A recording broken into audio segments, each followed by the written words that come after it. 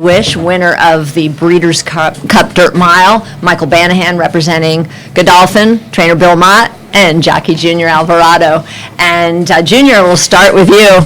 You're covered in a lot of dirt. You're far back early. Tell us about your trip on Cody's Wish. Yeah. To be honest, I wasn't expecting that. I was hoping to be kind of close to the pace, but you have to adapt to whatever situation happened. He kind of missed a little bit the break. Then, I found myself, in the back. I didn't want to rush him. I know him pretty well. He's a horse. If you kind of try to rush him a little bit, he will get headstrong. And I didn't want to do that because I knew it still was, plenty, time to get there little by little. So I just bought my time, I start picking it up little by little, by the fire pole, he seems to me, he kind of jumped in the bridle. He was kind of letting me know that he was ready. So, I kind of tip him in the outside, put him in the clear and start picking it up little by little, Then by the time we passed in the trio pole, I knew I was going to be at least, be 1-2 in the race the way he was traveling. And, once we drove from home, I just want to make sure you just keep his attention and keep going forward. But I knew he was going to get it done at that point. I could feel the aggression that he had, the willing that he has just to win the race. And it seemed like a very long, sustained run with him, though, which is very, very tough on a horse. Yeah. He's a big horse, but he can carry that long speed for quite a while. So that's why I wasn't worried when we started picking it up by the trio pole. So you had a lot of confidence coming down the stretch. Definitely, I always was confident with him, and like I said, after that happened, I didn't get panicked, I didn't get worried. I just trust him, like I said, I know him pretty well. I know his ability. I knew we could overcome the bad break. And Bill, so we'll get to you. And what were you thinking at the break? Because this horse is usually a little bit closer up there. Well, we felt, just looking at the race, it looked like there were a lot of horses that were cutting back in distance. Some horses coming from 1 1/8, 1 1/16 races, and it looked like there were two obvious speed horses in the race.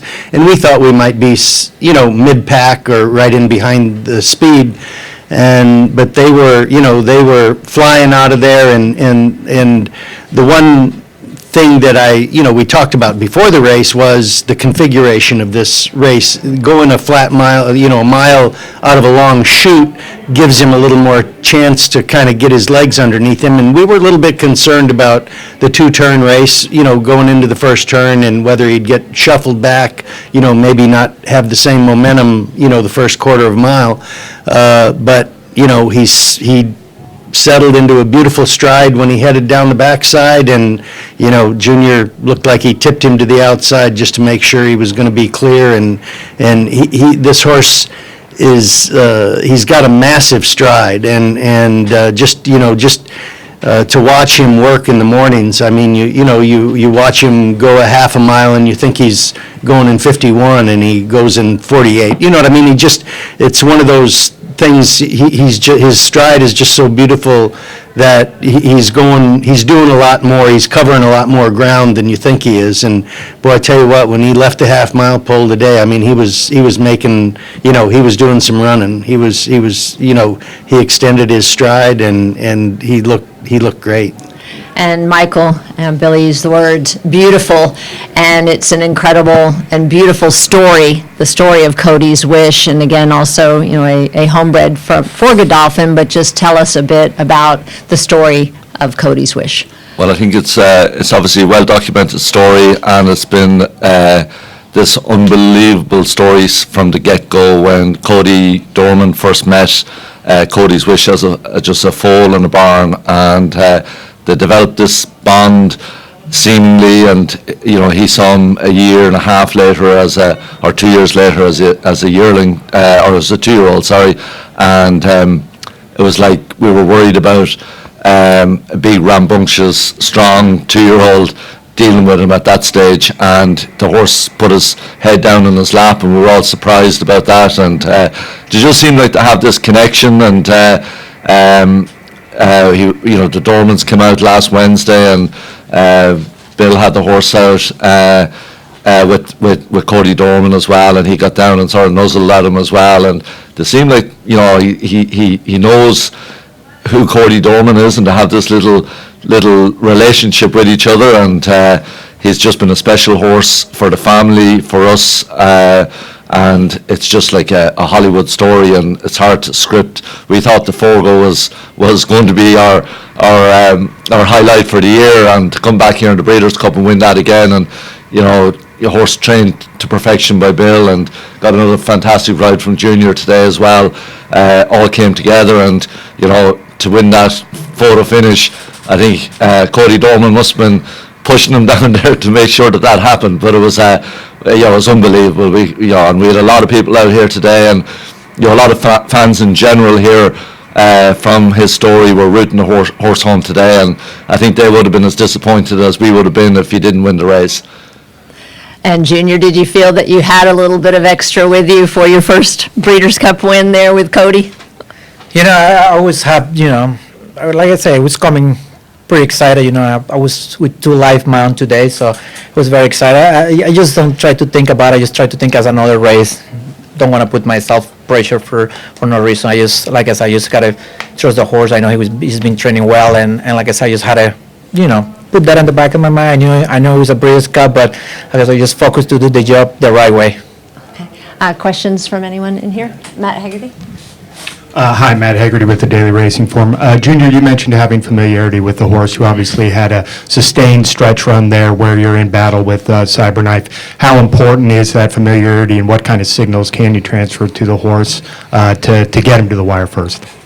Yeah, he's a very good horse to begin with, but he's a. I have to say, like I'm riding many horses that are easy to ride. Anyone can get along with it. He's a little. You need to kind of understand him a little bit. You gotta get to know him a little bit. He's a horse that he likes do his own thing. You don't want to get on his way. But at the same time, you have to kind of like teach him and kind of tell him which way to go, when to go, and then he'll be there for you. So, like I said, when we turned for home, I was pretty confident. I knew the way he was stretching there that he wanted it as bad as I did when we turned for home. Anyone else? Byron? Hi, guys. Congratulations, Byron King from the Blood Horse. This is for Bill and for Michael. I realize we're obviously just 15 minutes beyond this race, but have you all thought beyond today? Does he race next year, for example? He's now rattled off a couple grade ones. And then secondly, if he does, Bill, does this open up options in the playbook? Now you can go 1 turn, you can go 2 turns. It would seem like he's got a whole world of stakes opportunities in front of him. Well, as a trainer, I'd love to keep him in training. He's, his profile is starting to get, pretty good right now, and I'm sure he would be an attractive stallion for many people to breed to. Any horse that can win a Breeders' Cup Mile is going to be sought after. The thing about it is he did get a late start in life, and he's only had really 1 season, of hard racing, so he's not overly over-raced, and he'd be a horse that probably, as we can all see, he's just coming into his own. His last 2, he's risen into the stakes company and to the grade 1 level, and he'd be a horse that, for me as a trainer, would be an interesting horse to take to a race like the Met Mile next year. I don't know that, I'm sure if he stays in training, we'd have the discussion about stretching him out, probably best at, 7 furlongs in a mile.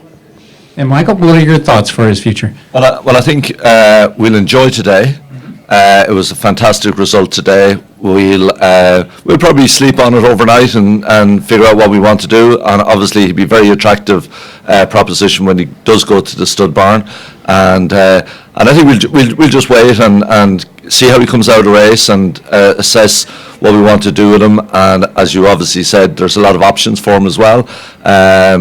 Either racing or going to the breeding shed. So we'll figure that out in the next couple of days. Anyway, we'll just enjoy the big win today and enjoy the moment. Very good. Congratulations.